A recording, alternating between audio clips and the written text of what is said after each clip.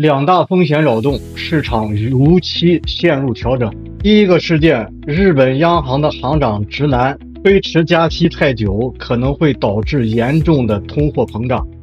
迫使我们快速调整政策。也就是说，等于意外放鹰，因为日本长期的低利率政策，导致全球的资本大量的去借日元、换日元，进行比特币、黄金、美股的科技股这些大量的交易。现在如果是美元在降息，日元再一升息，利息差一下放大，把利润吃掉一大块，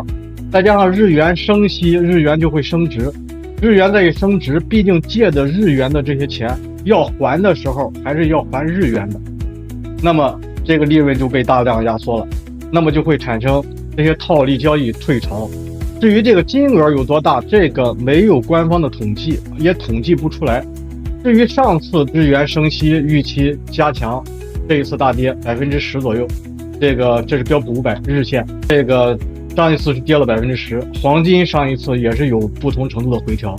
咱们看一下日元，遛钩是日元期货，日元在亚盘时间随着直男的讲话也是应声上涨的，这是遛钩日元的期货，这个是1小时线。日元的期货，日元也跌了一个周线级别的支撑位上。第二个事件是美国的11月制造业 PMI 为48.2，不及市场预期的49，这是连续第9个月处于收缩区间，50是荣枯线，采购经理人指数50是荣线，现在已经连续9个月处于负的位置了，